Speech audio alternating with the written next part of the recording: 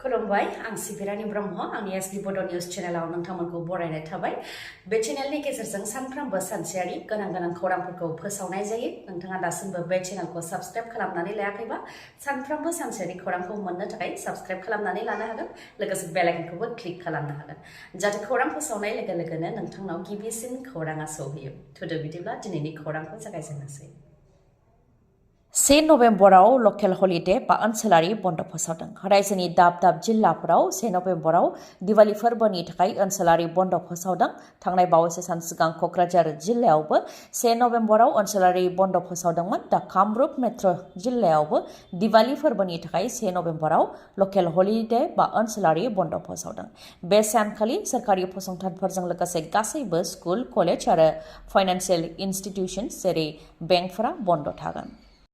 एनडिबिफोरनि जेंनाखौ सुस्रांनो थाखाय इउनाइटेड फराम अफ एक्स एनडिबि थासेयावबो गोदानै जोनोम जानाय एक्स एनडिबि वेलफेयार एसोसिएशनआ थारैनो बिसायख'थिनि थाखाय जोनोम जानाय नामा जानो गोनां उफ्रा बिसायख'थियाव थोंजोङै एनडिएनि बिजाथिखौ मदद होगोन होननानै फोरमायथिदों एक्स एनडिबि वेलफेयार एसोसिएशननिफ्राय फोरमायथिनो गोनांदि गोदानै दाजानाय एक्स एनडिबि वेलफेयार एसोसिएशनआ चिरां जिल्ला एक्स एनडिबि वेलफेयार एसोसिएशनखौ दाफुंबाय बेनिफ्रायनो बिथांमोनहा एनडिएनि बिजाथि बा UPPLनि बिजाथि निर्मल कुमार ब्रह्मखौ मदद होगोन होननानै फोरमायथिदों आरो बिथांनि जानानै खामानि मावगोन होननानैबो फोरमायथिदों लोगोसेनो ट्रेक्टरनि सावगारियाव भट होनो थाखायबो खावलायदों बिथांमोनहा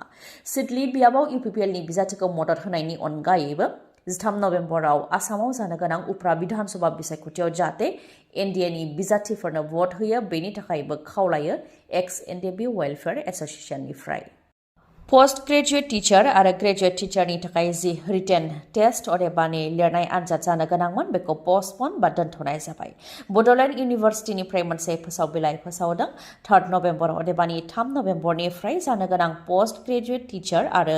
ग्रेजुएट टीचारनि थाखाय जि लिरनाय आनजाद जानो गोनांमोन बेखौ दोनथ'नाय जाबाय उफ्रा विधानसभा बिसायख'थिखौ लानानै बिटिआरनि मोनसे जिल्लायाव अदेबानि चिरां जिल्लायाव मडेल कड अफ कन्डाक्ट जानायनि थाखायनो जानो गोनां बे आनजादखौ दोनथ'नाय जादों आनजादनि गोदान अक्ट'खौ इलेक्शन कमिशननिफ्राय गोदान नटिस मोननायनि उनाव होनाय जागोन होननानै मिथिहोदों बांलादेश हादराव प्राइम मिनिस्टार शेख हासिनाखौ होखारनो हाखांनायनि उनावबो गोजोन थासारि गिदिंबोफिनाखै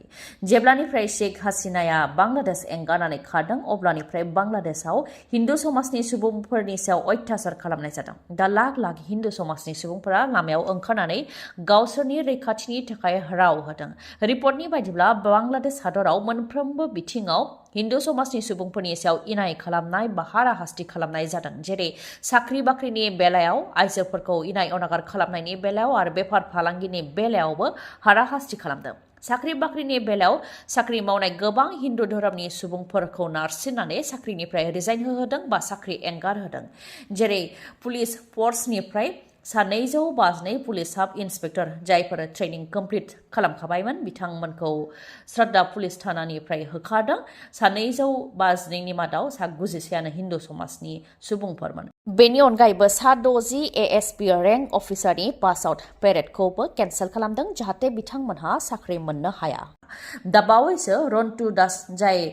चिटागं इउनिभार्सिटिनि एसिस्टेन्ट प्रफेसर बिथांखौबो नारसिननानै रिजाइन होहोदों बिथाङा हिस्ट्रि डिपार्टमेन्टनि एसिस्टेन्ट प्रफेसरमोन बिथांखौ नारसिननानै बिथांखौ रिजाइन होहोनाया समाज बिजोङाव गोसारनायनि उनावनो लाख लाख हिन्दु समाजनि सुबुंफोरा लामायाव ओंखारनानै गोख्रोङै धर्ना होफैदों आरो बिजिरनाय नांगौनि थाखाय दाबि दैखांदों रिपर्टनि बायदिब्ला आइजोफोरखौबो मोजां मोनफ्लानायनि जियाव फोनांदों माखासे उदखारि हान्जाफोरा फोसावनाय बायदिब्ला हिन्दु सेंग्राफोरा मुस्लिम सिख्लाफोरखौ मोजां मोननायनि जियाव फोनांदों बेनिखायनो मुस्लिमफोराबो हिन्दु सिख्लाफोरखौ नंखाय मोजां मोननायनि जियाव फोनांदों होननानै फोरमायथिदों बेनि अनगायैबो बांलादेश हादरनिफ्राय प्राइम मिनिस्टार शेख हासिनाखौ होखारहरखांनायनि उनाव बांलादेश हादराव गोबां हाथियार लाग्रा आफादनि जोनोम जादों आरो बेफोर आफादफोरानो हिन्दु समाजनि सुबुंफोरनि सायाव इनाय अनागार खालामदों जेरै थांनाय बावैसो दुर्गा फुजानि समावबो गोबां जायगायावनो पेन्डेलफ्राव अर सावनानै होदों माखासे जायगायाव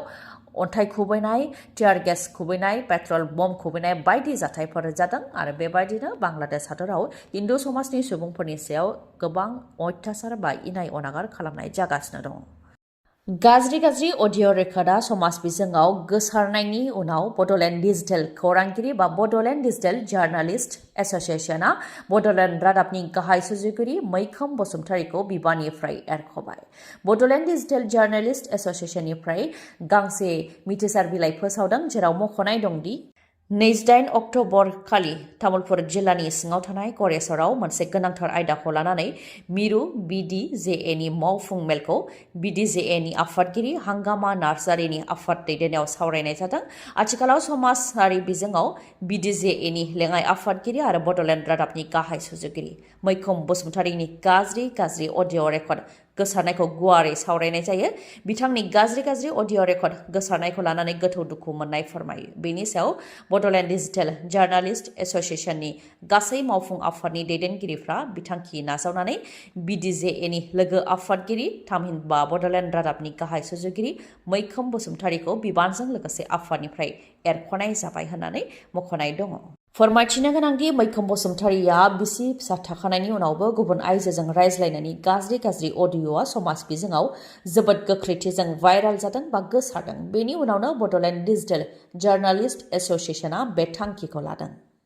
प्रमद बर'नि दैदेनगिरिफोरनि आखल आखुआ मबाइलनि स्क्रिनाव नुजागासिनो दङ। बे खोथाखौ बुंथिदों BPF दोलोनिफ्राय, जायनाखि 13 नभेम्बराव उप्रा बिधान सभा बिसायख'थि खुंजागोन। बेखौ लानानै BPF दोलोआ जायगा फोसावदिं मेल खुंदों। आमटेका प्राइमारियावबो BPF दोलोआ फोसावदिं मेल खुंदों। मोनथाम दोलो लोगो नाङोब्लाबो रायजो राजाफ्रा फोथायला, मानोना प्रमद बर'आ BTCखौ फोजोबस्रांबाय होननानै बिबुंथि होयो BPF दोलोनिफ्राय। लोगोसे बुंथिबावदि UPPL दोलोआ खोथा होनाय बायदि 100% खामानि मावनो हायाखै। बिटिआर गोरोबथानि गेजेरजों जि फसंथानफोर मोननो गोनांमोन बेफोरखौ भारत सरकारा रिजेक्ट खालामबाय। बेनि अनगायैबो साख्रि बाख्रि होनो हाला, थिकादारफोरनो खामानि होनो हायाखै। बेफोर MP बिसायख'थियाव नुजादों होननानै बुंथियो। आरो जाख्ल'नायनि बेलायाव प्रमद बर'नि दैदेनगिरिफोर VCTCनि मेम्बारनिफ्राय लानानै बिथांमोननि आखल आखुआ मबाइलनि स्क्रिनाव नुजादों। बेनो जाख्ल'नायनि फोरमान होननानैबो बुंथियो BPFनिफ्राय। नाथाय अरुणोदयनि फर्म राननानै जि थगायनानै भट बियोमोन, बियो दा बन्द जाबाय। BPFआ खावलायनाय लेखायै DCनि बिथोन बायदियै दा मोनफ्रोमबो पोलिं बुथ स्टेशनफोराव सोरनो फर्मखौ होनांगौ बेखौ रायजो राजाफ्रानो गावसोरनो सायख'यो, जेराव मोनफ्रोमबो दोलोनि सोद्रोमाफोर थायो। दा अरुणोदयजों थगायनायनि लामाया बन्द जाबाय। बेनिखायनो रायजो राजाफ्रा UPPLनि दैदेनगिरिफोर आरो एबसुनि माखासे दैदेनगिरिफोरजों थगायजाबाय थानो नांला, मानोना जायफोर थगायजाबोदों बिथांमोनहानो थगायजाफिनबाय थायो होननानैबो बुंथियो BPF दोलोनिफ्राय। हाग्रानि मैदेरनि उदखानिफ्राय रैखा मोननो थाखाय थालिर बागानाव मोब्लिब सोंख'नानै दोननायाव मोनसे जाथाय। सासे सुबुङा मोसौ खानो थांनायाव मोब्लिब थाराव नांनानै थैनो गोनां जादों। चिरां जिल्लानि बिजनी 1 नं दांसियापारियाव जादों बे दुखुनांथाव जाथाया। जिउ खोमानांनाय सुबुङा फुलबार आली 35 बोसोर बैसोनि। फोरमायथिनाय बायदिब्ला मन'राय मुंनि सुबुङा गावनि थालिर बागानाव मैदेरनिफ्राय रैखा मोननो थाखाय मोब्लिबजों सोंख'नानै दोनदोंमोन, नाथाय बे मोब्लिब थारावनो नांनानै थैहैनो गोनां जादों। फुलबार आली मुंनि सुबुङा ABMसुनिफ्राय दुखु मोननाय फोरमायथिदों आरो सैनांनाय न'खरनो जाहाथे 5 लाख रां अनसुंथाइ होयो, बेनि थाखायबो गोख्रोङै दाबि दैखांदों ABMसुनिफ्राय। उप्रा बिसायख'थिनि थाखाय जानजि खाफ्रादों UPPL दोलोआ। नेशनेल पार्टीजों दैदेनजानाय दोलोनि आखायाव BTCखौ गथायनो गोसो गैया BTCनि रायजो राजाफ्रा। बे बिबुंथिखौ होदों मन्त्रि एरख'ब ब्रह्म बिथाङा। टुक्राझाराव UPPL दोलोआ जयनिं हाबाफारि लादों, जेराव सा 170 सुबुंफोरा UPPL दोलोआव हाबफैदों होननानै फोरमायथिदों UPPL दोलोनिफ्राय। जयनिं हाबाफारियाव मन्त्रि एरख'ब ब्रह्मजों लोगोसे MLA जिरन बसुमतारी, EM रन्जित बसुमतारी बिथांमोनहाबो बाहागो लादों। BPF दोलोआ 19 बोसोर सालायनायनि उनाव गोग्लैबाय आरो बिथांमोनहा दि सिखारफिननाया गोब्राब बेखौ बुजिनानै गोदान दोलोनि इयुनखौ नुहुरनानै UPPL दोलोआव हाबफैदों होननानै फोरमायथिदों मन्त्रि एरख'ब ब्रह्म बिथाङा। लोगोसे बुंथिबावदों दि BTC सोरखारनिया बे समाव गोबां बिबान दं, जेरै ITI लुनाय। चिरां जिल्लायाव गोबां फसंथान लुनांगौनि बाथ्रा दं, बेनिखायनो दिदोम सोरखारनि गोनांथि दं। जेरावनाखि नेशनेल पार्टी बा बायजोनि पार्टीजों दैदेनजानाय दोलोनि आखायाव BTCखौ BTCनि रायजो राजाफ्रा होनो गोसो गैया। जेरै सिगांनि समाव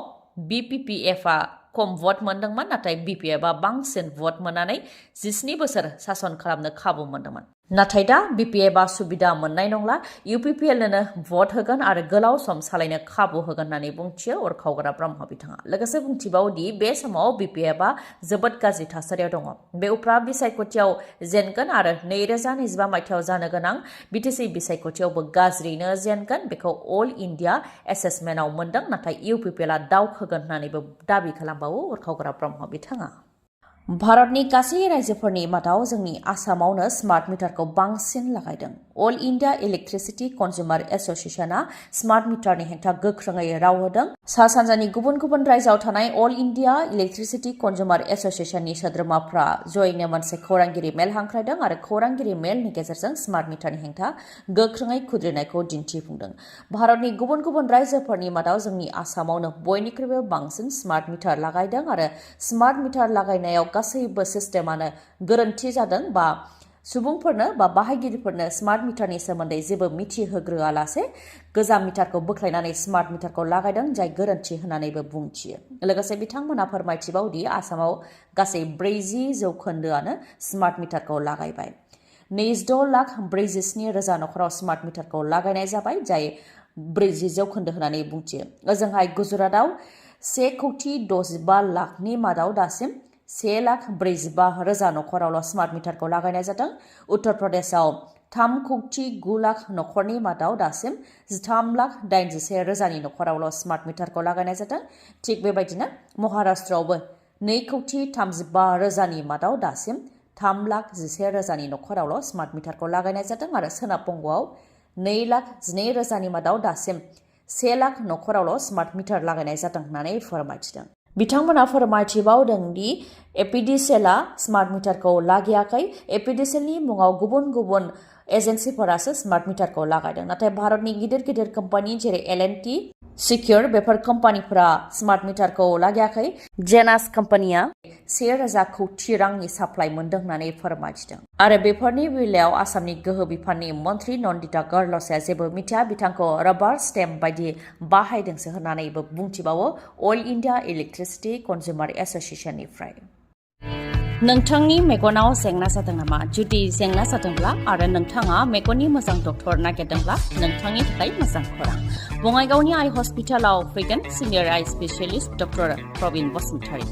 बिथाङा एम्स निउ दिल्लीनि बारग' SR RPC आरो दिल्ली GNCTनि बारग' आइ कनसालटेन्ट डक्टर प्रबिन बसुमतारीनि अनगायैबो मेगननि डक्टर आशराफुल आलम आरो डक्टर मेघाली शर्माखौबो बङाइगावनि आइ हस्पिटालाव नोंथांमोनहा मोननो हागोन लोगोसेनो कम्पिउटार पेकनि गेजेरजों केटारेक्ट सार्जारि खालामनो हागोन जेराव जेबो सानाय गैयालासे सुथेनाय गैयालासे आरो गोख्रैनो गाहामाव फैफिननायखौ नोंथांमोनहा मोननो हागोन आबुं थङा जाहैबाय बङाइगाव लवार आसाम हस्पिटालनि उल्था दिगाव बास स्टेन्डनि साखाथियाव फुंनि 10 रिंगानिफ्राय मोनाबिलि 7 रिंगासिम मेगननि डक्टरखौ मोननो हागोन बे बङाइगावनि आइ हस्पिटालाव माबाफोर सुलुं लानो गोसो दंबावोबा नोंथांमोनहा 6900949900 बे नाम्बाराव खौरां लाहरनो हागोन गोजोन्थों